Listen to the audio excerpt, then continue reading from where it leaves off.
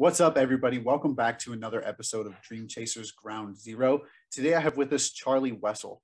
Charlie, would you just mind giving us a little bit of background on yourself and your company? And then to go off of that, what we'd like to call your personal ground zero moment, and then we'll go from there. Yeah, for sure. For sure. Aaron, thanks for having me, man. I'm Charlie Wessel, principal and founder of Cordell Capital here out of Charleston, South Carolina. We're kind of a capital arm for sponsors of deals. We bring capital into deals from our investors to help get those deals closed. Ground zero moment. I would say it would have to be 2016. I sold a general contracting firm. And usually you think when you sell a business, you make a lot of money and this, that, and the other. But nah, I sold it to my brothers. I didn't make any money. But we didn't come out of there with nothing. But, I was kind of hooking them up. So anyways, we had some rental houses at the time, and it was just a nightmare. And I went and sat down with a friend of mine who's a commercial broker. And I said, man, how do we buy commercial real estate? I want to really grow our real estate business, and I don't want to do it with residential homes or single family homes, I guess. And he told me, he was like, man, the safest bet is apartment complexes. So I dove in, man, and studied apartment complexes and how to buy them. And I went to conferences and took all kinds of courses and everything for like a year and a half. And that was kind of, my rock bottom moment was when I didn't have a job because I just sold a company. We were doing okay, but I didn't have a job and was looking at the future and saying, what do I do now? We want to grow our investment somehow. And we knew we didn't want it to be in residential or single family homes, but we knew that, real estate can make you wealthy. So anyways, that was my, turning point over to multifamily homes and other asset classes of commercial real estate. Yeah, that's awesome, man. I mean, and I know like as leaders and entrepreneurs, we're always kind of trying to figure out where we're going, what we're trying to achieve, and pretty much how we're going to get there. And I know that was something that you were going through there at that time as well. How were you able to kind of step away from that previous general contracting business and then step into that step into that real estate role, kind of switching gears there? Well, in the general contracting firm that I started, I was more or less the sales arm of it anyways. So it wasn't hard for me to switch over from selling contracting jobs to, going to talk to investors. I mean, I'm pretty comfortable talking to people one-on-one. I got the gift of gab. I can sit here and talk all day about a lot of nonsense. But anyways, so I like to, I really like what we do now. We went into the role of looking to buy apartment complexes ourselves. And after underwriting, 300 deals and making it to the best and final on a few, we got awarded one of them, and that one fell apart in due diligence. We just uncovered too many things that were just going to kill the deal. So, yeah, I mean, that's how, that's what we found was we were like, you know what, we've underwritten deals. We're not getting any. There are friends of mine that are out there that I know are really stand-up guys and gals, and they're getting these deals.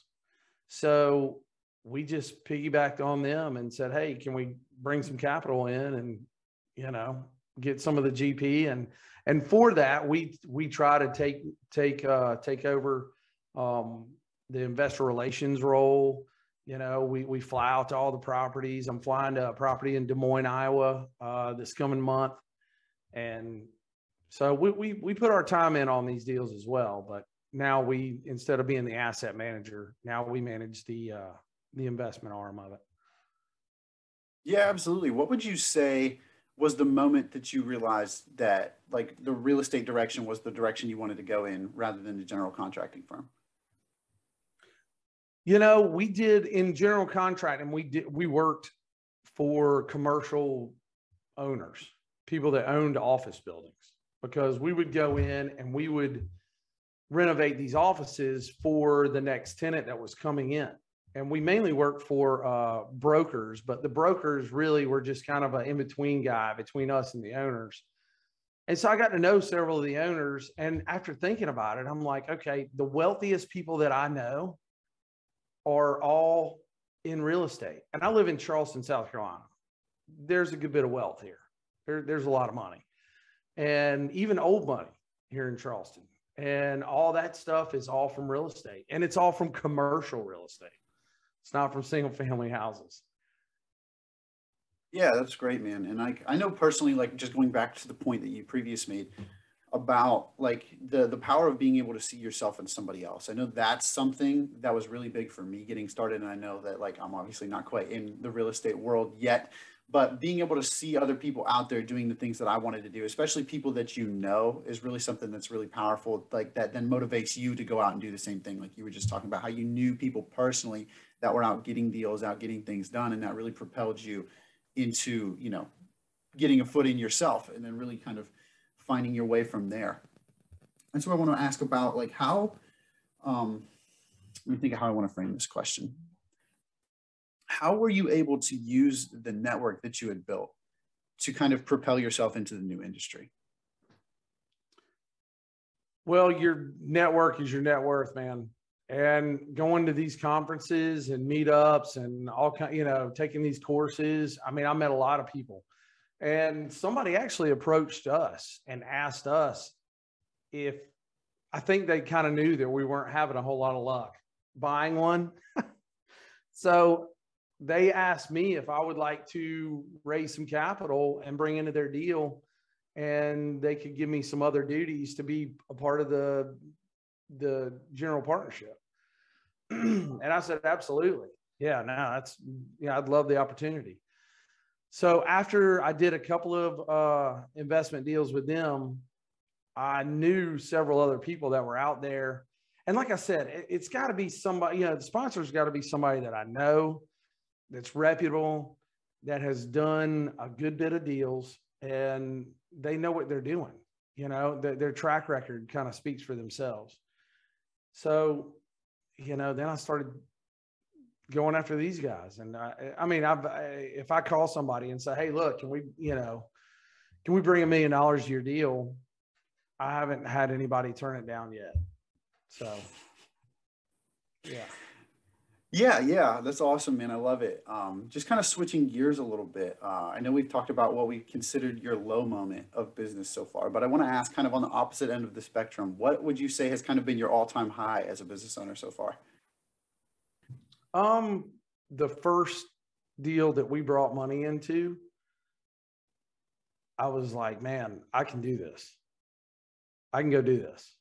You know, I can spend a lot of time. I mean, I'm on the phone constantly with investors and with sponsors and asset managers of the properties that we've brought capital into. But yeah, when that first opportunity closed, I mean, me and my wife went out and, you know, we celebrated. And so each time afterwards, we've made sure that we've done the same thing. Anytime an opportunity closes, you know, me and the wife, we go out for a nice dinner and have some champagne, you know, celebrate it up. Yeah, absolutely. I love it. I love it. How integral would you say that a team has been so far to help you reach the success that you have today? Oh, it's so huge. So huge. I mean, from guys that I have that, you know, underwrite deals, because even when a sponsor gets an opportunity, I mean, I still have to do my due diligence for my investors. So we have a guy that underwrites deals for us that I trust wholeheartedly. I mean, he's very conservative, and once he underwrites the deal and he says, yeah, man, it looks like great opportunity, then I go in and I get the spreadsheet and I still try to kill it because I got to make sure this is going to be a really good opportunity for our investors. So between him and, I have a virtual assistant that just helps me so much with Active Campaign. We send out, email campaigns out. We send out a monthly newsletter.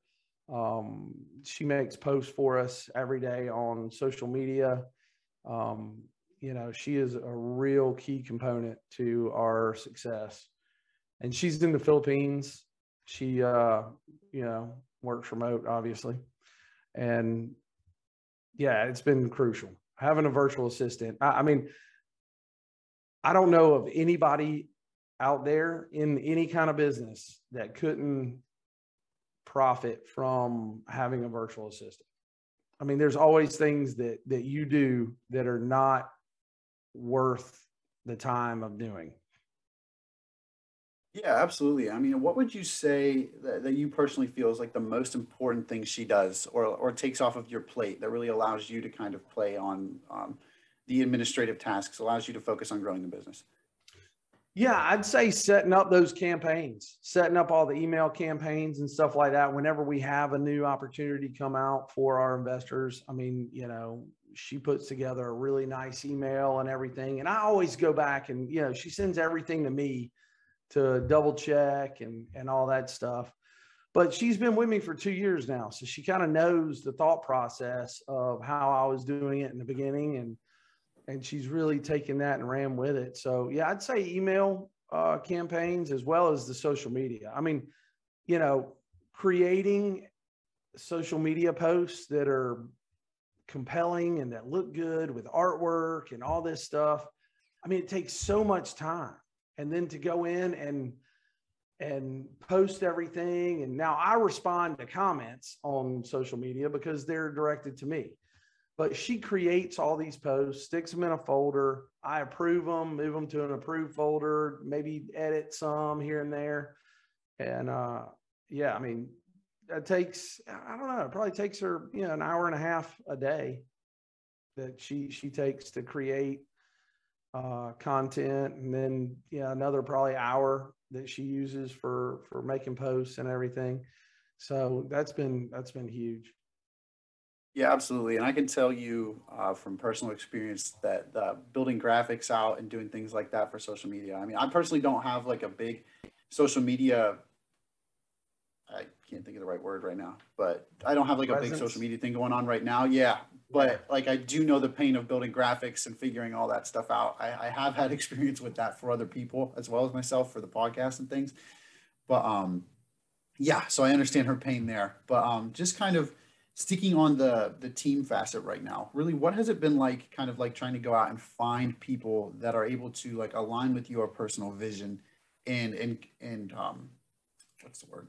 Like that they kind of then like accept that and it kind of like forms and shapes and becomes theirs as well. Like what has it been like trying to find people that fit that for you and your company? It's been difficult and good because when you find one, like the partners that we bring capital into their deals. I mean, it's, me and these people, we align well with different values, how we see things in this world. It's usually, very ambitious people that are, spiritual and they're family people. And, it's a plus if they like to play golf because I like to play golf. So, yeah, I mean, when you're out there talking to a lot of people, I mean, you find them, and whenever you mesh well with them, it's great. You can form great partnerships out there. Yeah, absolutely. I think that there's a lot of people like in my current position, myself included, right now that are kind of trying to like make sure we look good for prospective companies as college students without a whole ton of experience. So like if you were to hire a young individual coming out of school, like later this year, next year, whatever, like what would you say like that are qualities, skills, or values that you're looking for out of a young individual coming out of school? Self-motivated, you know, entrepreneurial minded people that are out there to go get it, man. Let's go get it. You know, let's do what we got to do to go kill it and drag it back to the cave. That's, you know, that's the biggest thing is finding people that can take a project and, you know, that I give them and come back to me with something. I mean, even if I like even with the virtual assistant, I mean, if I have to go back and edit a few things here and there, that's fine. But she goes and she, you know, if I give her something to do, I mean, she gives it her all until she sends it back to me an hour or 2 hours or a day later. And yeah, I can tell that she's really put a lot of research and work into it. And, you know, it's, yeah. I mean, we're looking for people that, you know, can take control and knock some stuff out, man. Yeah, 100%. And I love the way that you looked at it as far as like you're not expecting it to be perfect. Like you're saying, like, I really just want you to give all that you have into it. I want to see that you put effort into it and that you're trying to create what I want. And obviously it helps that if she's accurate there, but I love that you're saying like it's okay if I have to tweak a couple of little things. The primary thing is that you're trying and that you're here and that you're, you know, taking the ideas that I have and running with them, kind of a little bit of self-autonomy there. Yeah, yeah. Would you say, yeah, go ahead. I heard a really good saying once, and it was version 1 is better than version none. So you got to start somewhere, man. You know. And I know when I started, I had some really crappy stuff that we put out there. You know, it didn't look that good, you know, the wording of it, you know, but you got to get started somehow. And if you just, you know, do it to the best you can and put it out there, you know, you'll get better at it. I promise. Yeah, absolutely. And I think like consistency is a huge thing there, just because like the more you do it, the better obviously you're going to get at it. In like that series of repetition like helps you build like not only the skill, like not only are you getting better at it, but you're getting more confident because you know you're getting better at it with that repetition. What can you say to that as far as like starting your real estate business and kind of the work that you've done in there so far, as far as like how quickly you were able to feel like, I know you said like after that first deal, you were like, you know, I can do this. But what was that like after you got like the second and the third? How was that confidence level changing and how has that really changed the way that you've operated since then? Well, you know, I'll be at my kid's soccer game or something. And Charleston, even though it's a big city, it's still pretty small. I mean, you know, you get to know a lot of people here. Especially, I mean, we've been here almost 20 years now.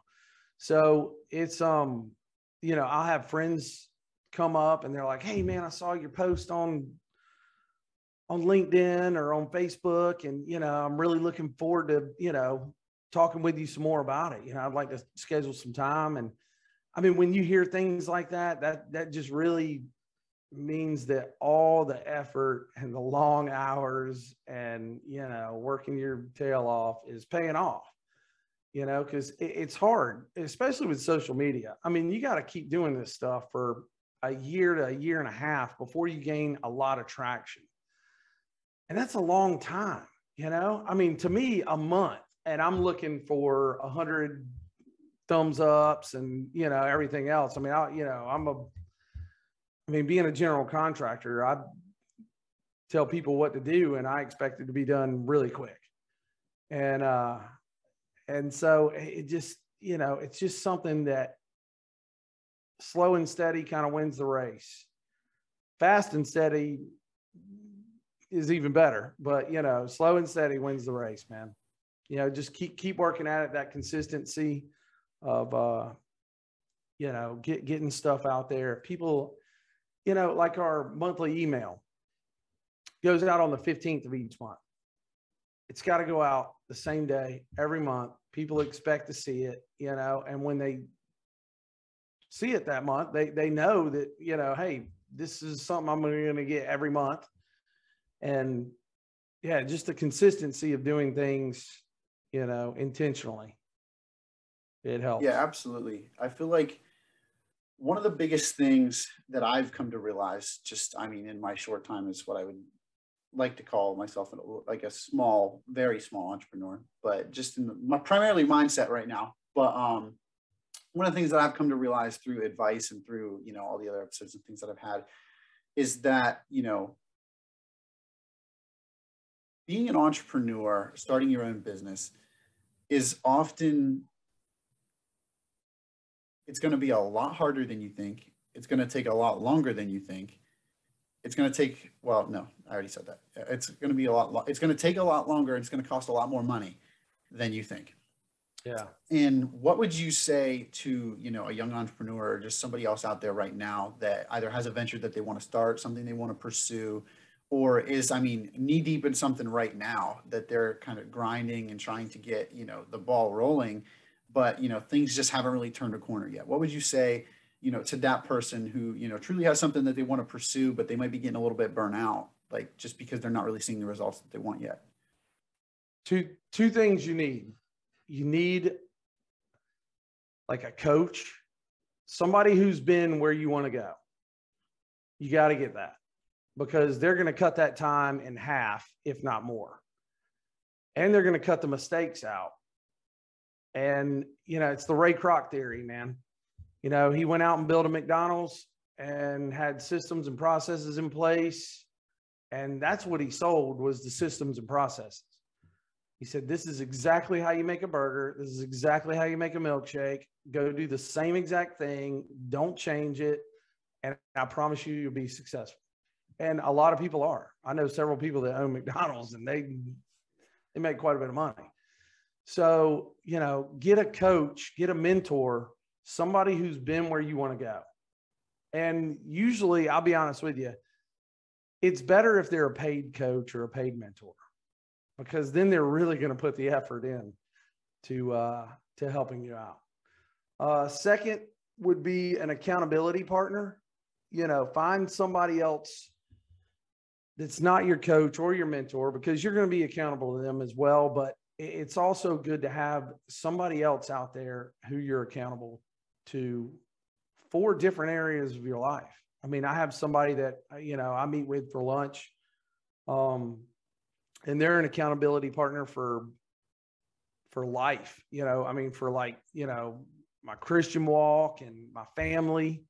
And then I have somebody else that I'm that I have an accountability partner for business. And it's not just you dumping all your problems on them. It's got to be both ways. You know what I mean? So, if you guys can hold each other accountable, that's the key to it. Yeah, absolutely. I know personally that the accountability partner system can be extremely powerful, just in the fact that you have somebody that you can kind of brainstorm your current thoughts with, as well as bounce things off of, and really just kind of reciprocate that as well. But you can take your joint vision between the two of you, and you can really like you've said, obviously hold each other accountable to that. But in doing so, you're ensuring that the both of you are taking steps every day, every week. I don't know how often you guys meet. You can set that up with your partner, but you're both making sure that you are each taking steps towards whatever that goal or vision is for yourself. And that is where the real power is, because you both have an idea, you both have a vision, whether that be family, whether that be otherwise, but you then take that and you say here's what I want to do, here's where I want to go. And the two of you can work together to break that down, to figure out exactly what you need to do every single day to move towards that goal. And then you can meet the next week or the next month or whatever, and then you catch up and you'll realize, am I on track? Am I slightly off track? Am I completely off track? And then you can kind of assess from there.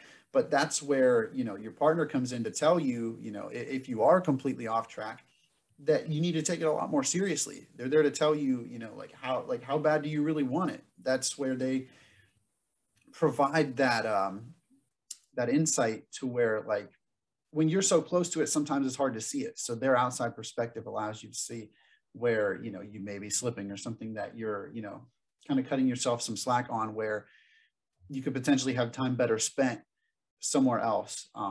I can also say that in my personal experience, the best way, if you're not paying your coach / mentor / accountability partner, that the best way to do that is to have it be someone that if they tell you you're not following through on something, or you're not meeting an expectation on something, that it is going to mean something. And by that, what I mean is, if they, tell me that I'm not meeting a certain expectation, that it's essentially going to hurt, that it's going to matter to me enough that I want to do better, that I'm going to do better, not in a way that I'm just going to kind of shrug it off and say, oh, well, I'll make up for it, whatever. Like that I'm going to mean it, that I'm going to say, you know what, I am going to do better this month, and then I'm going to go out and do the work to do so.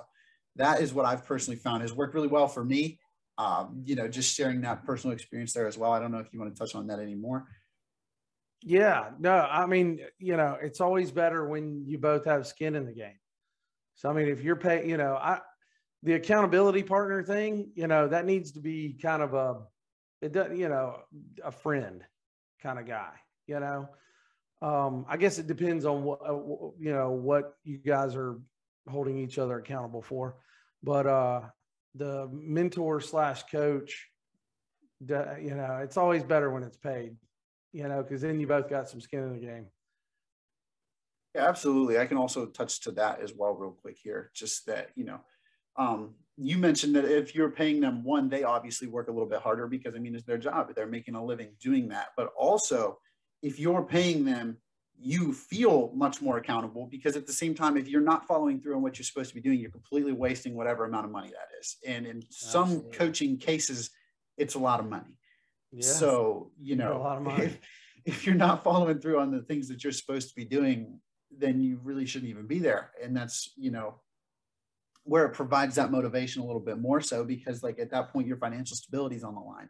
So in a way, you got to go make it happen, or you're going to go under, in certain cases. Obviously, I'm not telling you to go out and sign up for a mentorship that's just going to make you go bankrupt. That's right. Obviously not what I'm saying. But I am saying that like that accountability, like it's a different kind of accountability, but that works extremely well as well. But yeah, no, this has been super great. I love everything that we've talked about so far today. Kind of touching back on the like team aspect. I know for me, like that, shortly after graduation here at Iler, I'm going to become, like especially being hired in a company, you're becoming a part of some type of team, whatever department that might be in or whatever. Even if you're kind of going out on your own, odds are you're going to become some part of a team.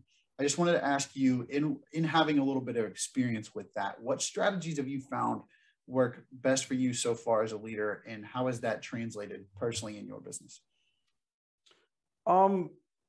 Communication is huge in every part of life. From your marriage to your business to work to, to being a parent to anything. So communication is always huge. Bad news doesn't age well. So we like to go ahead and always get that out there. And, good news is celebrated. So get that out as well. I try to be an encourager to our people. Always saying thank you. And, I look at my guys here that we have in my office, and also, my VA. And I look at it like I treat them like part owners. I want them to take ownership in what they do. And it's been fun growing alongside our team and making them feel like owners as well. They're all well compensated. Yeah, that's about it. And making sure you're bringing value. I make sure that I bring value to my team, even as the leader. I'm not just looking for them to bring value to me. It's got to reciprocate. So yeah, the more I can, add value to their lives and, their families and their situation here, even here at work and, outside of work, and it makes it fulfilling being the principal and the owner. And yeah, we like to see everybody grow with us. Rising tide floats all boats, right? Absolutely. I really love that point that you made there towards the end about like kind of giving value before asking for it. I think that is huge.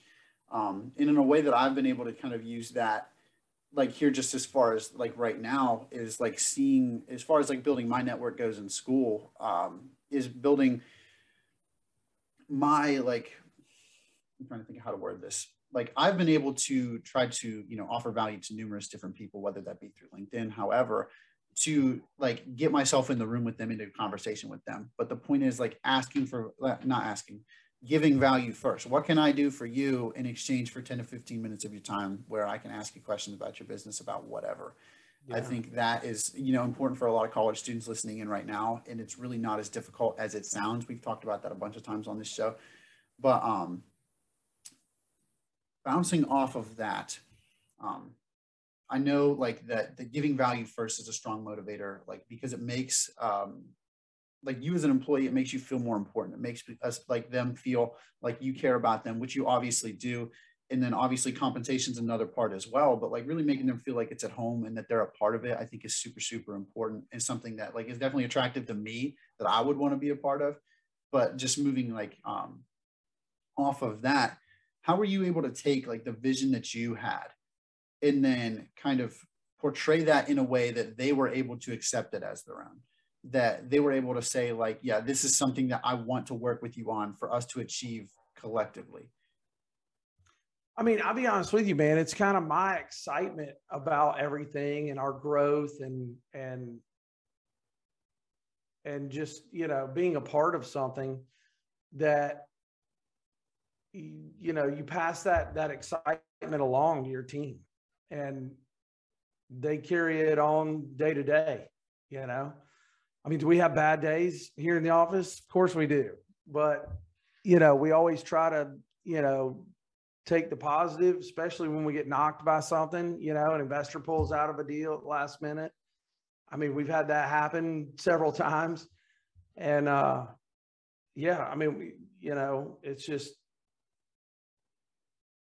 I work hard, and that shows through my employees. They see that and they want to work hard for me because they know I'm working hard for them as well.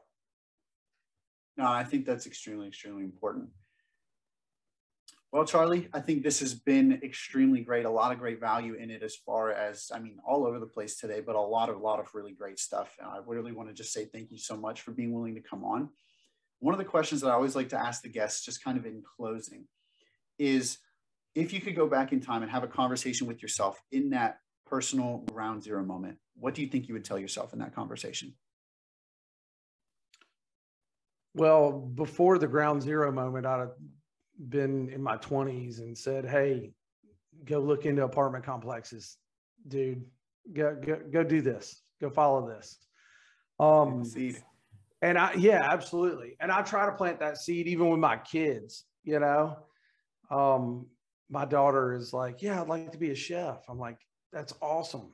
You know what? You can own that restaurant. You can own the restaurant and be the chef and be, you know, grow it to where it's successful. And then you don't have to be chained down to being the chef. Then you can be a chef 2 or 3 days a week and have somebody else come in, you know, and do it the time that you want to be at home with your family. So yeah, just growing those seeds early in my kids. And, you know, like I said, if I could do it all over again, I'd have gone back to in my 20s and said, hey, go do commercial real estate. I promise you it'll pay off. No, I love it, man. Just kind of giving yourself that chance to get in a little bit sooner. But, you know, hindsight's obviously 2020. Yeah, but, we are where we are. You know, I'm 44 years old. I still consider myself in my prime. So yeah, you know, we're getting it done. We're getting it done. Hey, who knows? Who knows? It can go a long way up from here. So obviously best of luck to you and all of that. Can't wait to see how far you go. Thank you so much again for being willing to come on today and just share your experience and your knowledge with us. You know, I really hope that somebody out there listening in gets some value from this, as well as you from our conversation. But seriously, thank you so much again. With that, everyone, always remember, this is Dream Chasers Ground Zero, and there's nowhere to go from here. Thanks, Aaron. Thanks, Charlie.